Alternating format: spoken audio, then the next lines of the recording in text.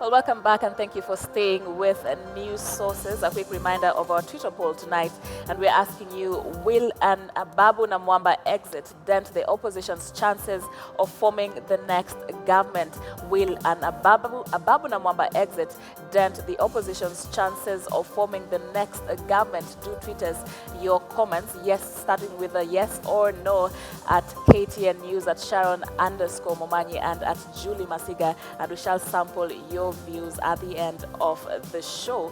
And moving on now, and never in history has a country been this divided in the run-up to a general election, so says the National Cohesion and Integration Commission. Now, following the rise in political temperatures during the IEBC debate and demonstrations, the NCIC now says that with a cohesion index of 40%, the country is more divided than ever. And ladies, starting with you, Faith, must we always beat up these drums, of war before we go into elections?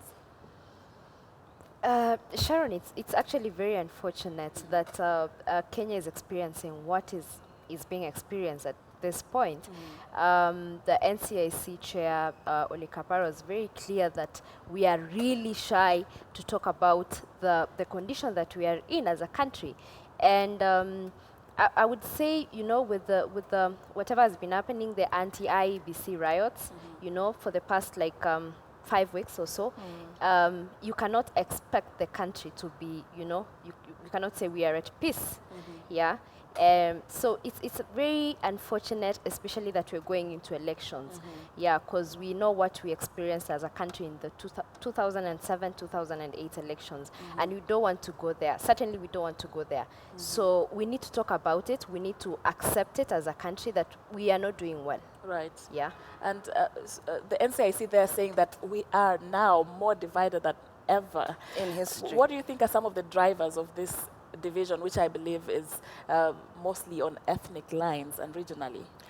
Well, I think, as usual, hate speech and tribal utterances are happening again, as is expected in an election cycle. But also, I feel like we've gotten into this culture where people try and ensure that we don't oppose or dispute election results. Because after 2007 and 8, in 2013, we were very muted because we didn't want to go back there. Right. So this sounds to me like we're being warned in advance, like you're so divided, please kind of temper down your emotions, and when the results come from the next election, accept and move on, if you will. Jerry, what do you reckon? I think also, of course, the division comes as a result of having just more platforms through which we can express some of these divisive utterances. There's now Facebook, Twitter, we're interacting even with citizen journalism. Anybody can say anything, and they've got 100,000 followers, and that fuels something up. But I think something important is that he mentions within counties. That's something we probably overlook if I don't go into it. Right. The fact that there's a lot of tension within counties that could lead to violence. People have suddenly realized how much power senators, governors, and MCAs wield. I think when we first elected them, you were more concerned with your president. We now realize that power is closer to home, accountability is closer to home. We now realize that a sheer amount of resources as a result of national government sort of sending resources out to the counties. And there's a lot of marginalization going on within the counties. So for instance, you'll find in Pokot, they're marginalizing the Turkana. In Turkana, they're marginalizing the Pokot. I'm not picking on any particular counties, but I think this is what he's also talking about. And what we need here is an element of transparency and inclusion. And when we look at minority groups, I think especially very appropriate today, we should also look at women. We should also look at disability. Of course, we're very ethnically charged and we tend to discuss only this, but when we talk of inclusion, we should also look at women, we should also look at minorities. Also youth, are we incorporating the youth into this? And so a lot of people who are being marginalized and where these problems are happening is within counties, and he does talk about resource allocation. Is it fair? Are you marginalizing any groups? Another thing we need to look at, of course, in the run-up to the election is boundaries as well. If you look at Meru and Isiolo, if some of these things aren't resolved, then you will see the sort of, I hate to say it, but you will see the sort of clashes or skirmishes that he speaks of. We're evolving from like a tribal tribal tension to a battle for resources, so to speak, at the county level. Yeah, but at county level, I mean, they're returning resources to national government. The real problem is absorption, probably due to the lack of capacity to absorb this, the resources. So the money is being given. There's the equalization fund. A lot of money is being put out there. Yeah. But of course, they're having to give it back to the government because they don't know what to do. Fair with enough. it. also- Faith, before you Yeah. go, let's just move on to the next thing, which is that tonight the Washington, D.C. Embassy is on the spot. The Star newspaper last week reported that of the 11 posts available at the embassy, 9 people are from Mount Kenya, and 2 are from Rift Valley. Ambassador Njeru Githai, Deputy Chief of Mission David Waweru, Defense Attaché Cyprian Mushiri, Head of Chancery Julius Bargoret, Legal Counsel Robert Kungu, Diaspora Councillor Jane Miano, Mugwe Economic Secretary Agnes Kiri, Protocol Kip Koske Toroitich, Political Secretary Ron Mutethwa, Administrative Attaché Lydia Gaki Kiarie, Second Admin Attaché Simon Kabunga, and this, they say, is the epitome of non-compliance with regional balance. So there you have it. 11 members of staff in Washington, D.C. there, 9 from one region and 2 from the other region, when clearly in our constitution we've made a big deal about regional balance. What are your thoughts on this? Yeah, you know, it's actually saddening that this is happening.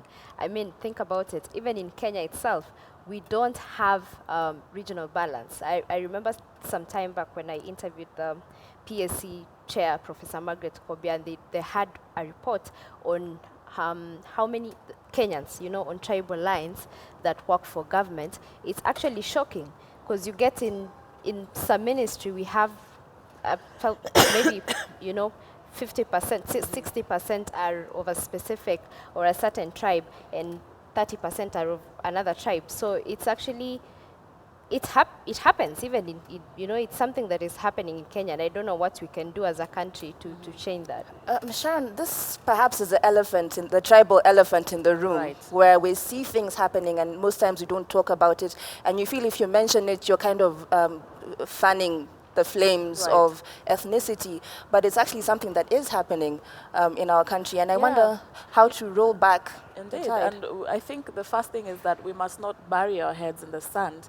And as Njeri says, not just ethnically speaking, but in terms of having an all-inclusive kind of governance, having the minority groups, the regular ones, the youth, you know, the women, the disabled, because in order to have sustainable peace, you must have everyone on the table discussing about issues that affect, you know, everyone. And of course, Kapara was also saying that we must confess that people are getting killed every day because of ethnic violence. So, of course, we must not bury our heads in the sand. And of course, there have been worrying trends, you know, as they rightly say, in this political heat that is happening at the moment.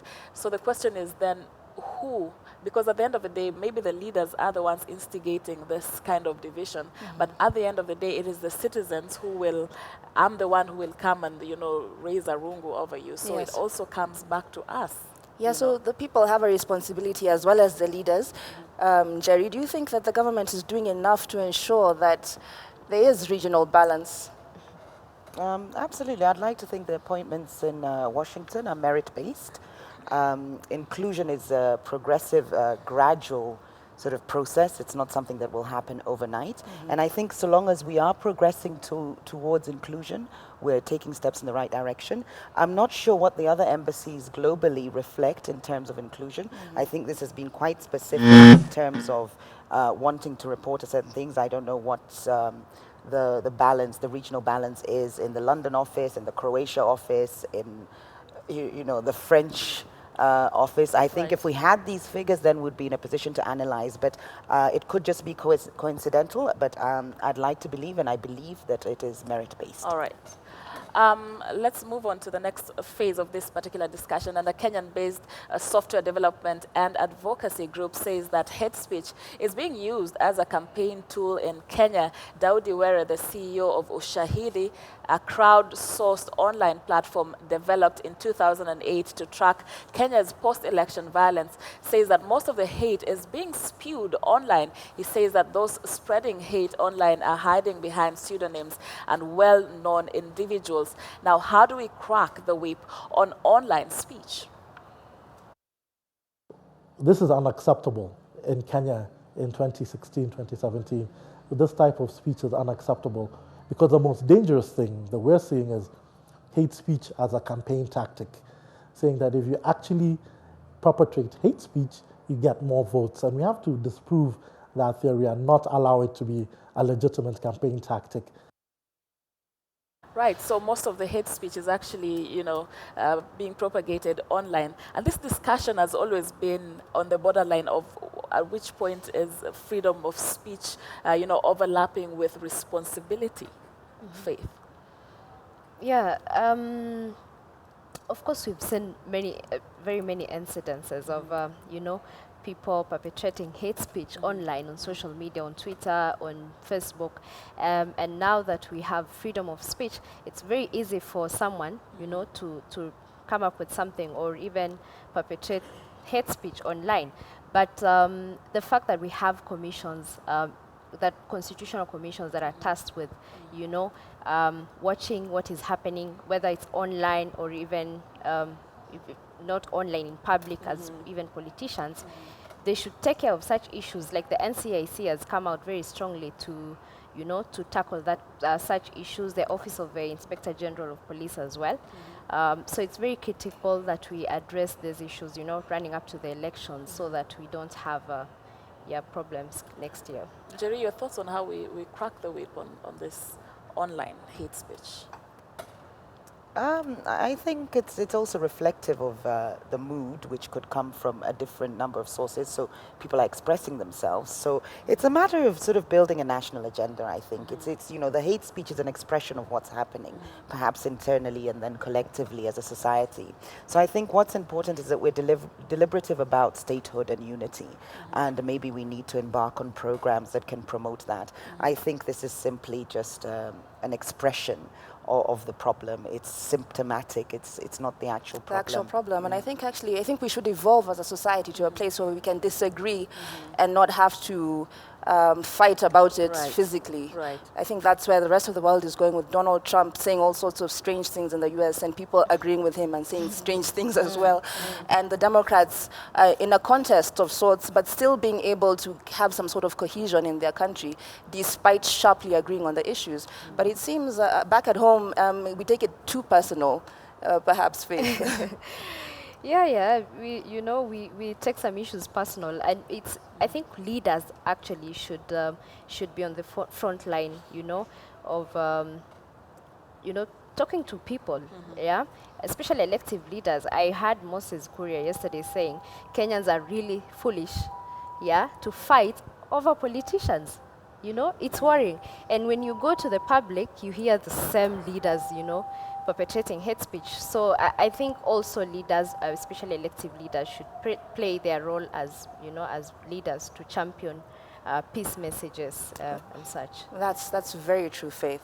And on that kind of sober note, to quite a happy one, finally, we're accustomed to seeing world champion David Rudisha on the field, breaking records and dressed to kill in a pair of shorts and a vest. But recently, he has been dressed to thrill in his official Kenya police uniform. A viral image of Rudisha has set tongues wagging.